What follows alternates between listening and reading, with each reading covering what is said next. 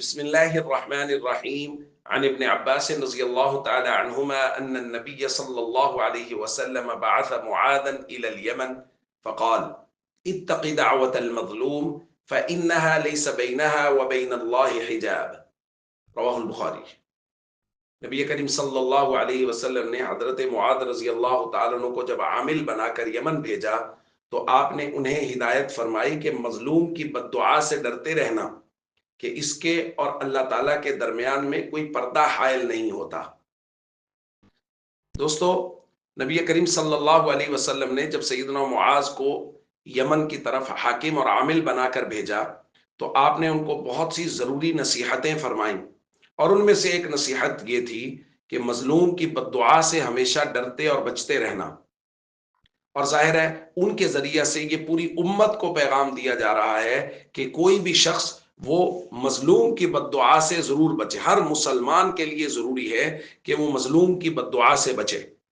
اب مظلوم کی بد دعا ایک صورت میں تو اس طرح آ سکتی ہے کہ میں اور آپ کسی پر ظلم کر رہے ہیں اور ظلم کی وجہ سے مظلوم ہمارے خلاف بد دعا کر رہے ہیں، اور ایک صورت یہ ہو سکتی ہے کہ کسی پر ظلم ہو رہا ہے اور ہم دیکھ کے اس ظلم کو برداشت کر رہے ہیں، بلکہ آپ یوں سمجھ لیجئے کہ ہم اس کے ظلم میں اس کے گویا معاون ہی بنے ہوئے ہیں۔ جو لوگ اسرائیلی مصنوعات کا بائیکاٹ نہیں کیے ہوئے، وہ تو فلسطین والوں پر جو مظالم ہو رہے ہیں وہ اسرائیل کا گویا ساتھ دے رہے ہیں۔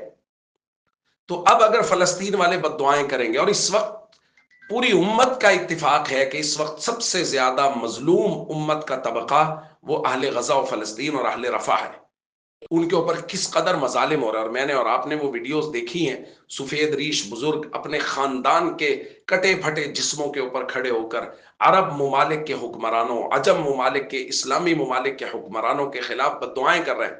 مجھے بتائیے، جب مظلوم ہمارے ملکوں کے خلاف بد دعائیں کر رہے ہوں گے تو خیر کہاں سے آئے گی؟ امن کہاں سے آئے گا؟ سلامتی کہاں سے آئے گی؟ اور سکون ہمارے ملکوں میں کیسے ہوگا جب سب سے زیادہ مظلوم طبقہ ہمارے خلاف بد دعائیں کر رہا ہے؟ اس لیے بھائی، جو ہم کر سکتے ہیں وہ کریں۔ فلسطین اور غزہ اور رفح کے جو لوگ ہیں ان کے دشمنوں کا بائیکاٹ کریں، ان کی مصنوعات کا بائیکاٹ کریں، جہاں تک آواز لگا سکتے ہیں آواز لگائیں، اور اللہ کے دربار میں حاضری لگوائیں، بار بار لگوائیں کہ ہم لوگ فلسطین والوں کے ساتھ ہیں، غزہ والوں کے ساتھ ہیں، رفح والوں کے ساتھ ہیں، ہم مظلوموں کے ساتھ ہیں، ہم کبھی بھی ظالم کے ساتھ نہیں ہیں۔ السلام علیکم ورحمۃ اللہ وبرکاتہ۔